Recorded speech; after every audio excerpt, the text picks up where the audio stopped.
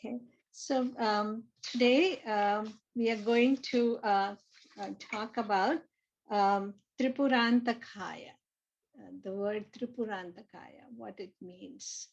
So the story goes that when the Tarakasura was killed by um, Kartikeya, um, Kartikeya was born after a long time, and it took a long time to kill Tarakasura. But after Tarakasura was killed, he had three sons, and they were called Taraka Kaksha, Kamala Kaksha, and Vidyunmala. Vidyunmali. And all these three sons were very strong. They were sons of an Asura, they were very strong, but they decided to do more tapasya and become stronger and avenge the death of their father. So they decided to do this ghora penance, and they started abstaining from all sense enjoyment. Then they gave up their food, then they gave up water, and they survived only on air. So after this Ghor Tapasya, Brahmaji was very pleased with them. And he said, "What boon can I give you?" And they said, "We want to be indestructible. We want to be invincible from our enemies and gods. And we want to be free of old age." And Brahmaji said, "That's impossible, because whoever is born has to die, except Lord Hari and Lord Shiva. So that's not possible." So he said, "Go back, take refuge in Sattva Guna, think about it, and come back and ask me for the books." So they went back, thought, and they came back, and they asked for certain conditions. They said, "You give us three cities filled with all luxury and comfort, and they must be indestructible by the gods, and we should be able to move those cities all around the world. So it's almost like a mobile city or a movable city in the world, first of its kind. And these cities, the first one should be made of gold, the second one should be made of silver, the third one should be made of iron or steel. And Vishwakarma, the architect of the heavens, should build these cities." So all these conditions were there, and there's one more condition. He said, "We can only be killed when all these cities are aligning with each other, and Lord Shiva is riding in a chariot, and with his one bow, he should be able to pierce all these three cities at one time. Only then we can be killed. And the cities will align with each other every 1,000 years." So they were Shiva Bhaktas. They would pray to Lord Shiva. And they knew that if you're a Shiva Bhakta, Lord Shiva is Bhakta Vatsala. So Lord Shiva is going to protect them, not harm them.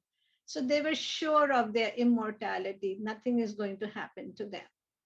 And Brahmaji said, "So be it." And these brothers were very happy, and they got their three cities of gold, silver, and iron. And they ruled the cities very well. There was peace and harmony in the cities. They were Shiva Bhaktas, so there were a lot of Shiva temples in the city. People were good, people were happy.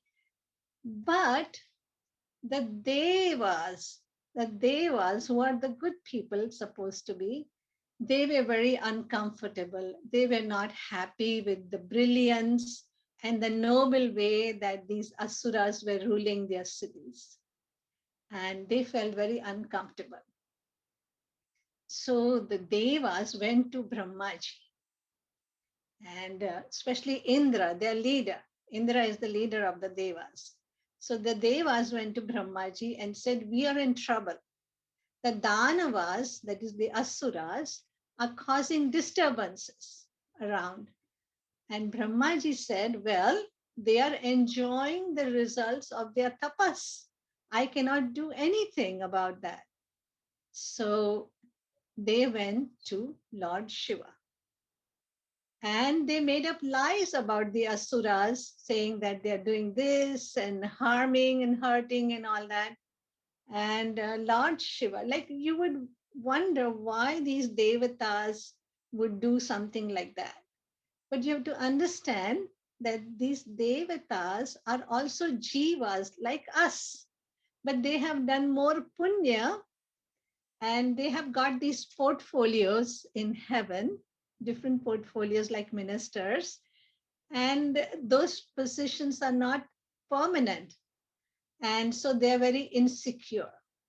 And even Indra, many times, if you read the Shastras, is insecure of his own position and he does all hanky panky things also. So it goes to show you that until we, all the jivas, until we get liberation or moksha, we feel limited, insecure, and we look for security in material things also. So Lord Shiva said, all the three brothers are my bhakta, they are my devotees. I will not hurt them. And he knew the truth. He knew that the Devtas have cooked up the stories due to their insecurity. So he said, I will not be able to help you. So these Devatas said, now what should we do? So they went to Lord Vishnu. Lord Vishnu heard their stories, their complaints, and he said, give me some time to think about it. Let me do some thinking what I should do. And he realized that these asuras had lived quite a long time and now it was time for them to leave.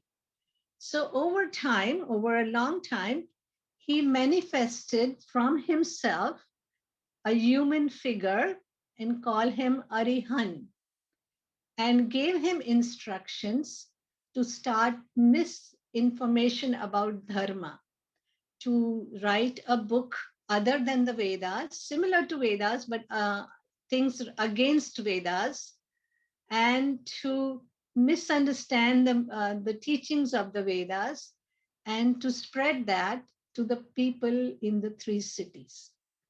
And he also gave Arihan 4 disciples, and you said, take these 4 disciples, teach them what you have learned about the misunderstanding about the dharma, and go and spread that message in those 3 cities. So Arihant went and they stayed outside on the outskirts of the city and they started teaching these things to the people. What did they say? They said there is nothing like Vedas. There is no Brahma, Vishnu, and Mahesh. Everybody is responsible for themselves. This is the only life we have. So eat, drink, and be merry. And there is nothing like karma and punishment and heaven and hell. Everything is here on this earth. So try not to hurt anybody. Be kind and compassionate, but don't pray to any god. There is no such thing as God. So the people started slowly understanding this. In the meantime, Naradji came to that town, and Naradji also was given the same teaching by Arihant, and he also converted to that understanding, and he went to the 3 brothers and convinced them that there's a wise man on the outskirts of the city is teaching the right thing. And these asuras, they also converted to that message that there is no God. They stopped praying to Lord Shiva. They became Nastic and they started committing atrocities like the asuras. And when the atrocities increased a lot, Lord Shiva was convinced at that time that now is the time to eliminate the 3 brothers. So along with the help of the Devatas, Brahmaji and Vishnu, they made a grand chariot for Lord Shiva. And he was ready to take his arrow and shoot. But the cities were not aligned with each other. So there was an Akashvani that said, invoke Lord Ganesha. So they invoked Lord Ganesha, and soon all the three cities were aligned. Lord Shiva was in the chariot, and he released his arrow, which pierced all the three cities at the same time and destroyed the cities. So, all, as the three brothers were dying, subconsciously they used to pray to Lord Shiva. So, as they were dying, they fixed their mind on Lord Shiva, and their hearts were filled with devotion to Lord Shiva. And they prayed to him that please bless us so that we may always remain at your feet. After the death of these three Tripuras, Bhagwan took the ashes from these three asuras, and with three fingers, he made a tripundra, a sign, three pundras across, on the forehead. And this has become the tilak of the Shaivites. So you have three lines of ash, and then you usually have one dot in the middle. And this is called Tripundra. Lord is also called Tripura or Tripurari. And these symbolically, these three cities are our three states, our waking state, our dream state, and our deep sleep state. And the jiva is actually the infinite consciousness, identifying with these three states. But when we transcend these three states, or upadhis as they are called, then one becomes the infinite consciousness as such. Lord Shiva is also the guru who gives us the knowledge. It is the arrow of the guru that cuts down the knots of our heart, or what we call Hridaya Granthi. Hridaya Granthi is made up of avidya, which is ignorance, selfish desires, kama, and selfish actions. And this is the triangle that binds us to this body, mind, and intellect in this world, and we are not free to get that knowledge. So the guru cuts that knowledge, cuts the knot of the heart, and releases us from there and gives us the knowledge of who we are. So the whole Leela is to establish the glory of Bhagwan. And we must have this nishtha in our sadhana, in our dharma, and stay in satsang. So we pray that Lord Tripurantakaya blesses us so that we remain on the path of dharma and realize our true self. Such.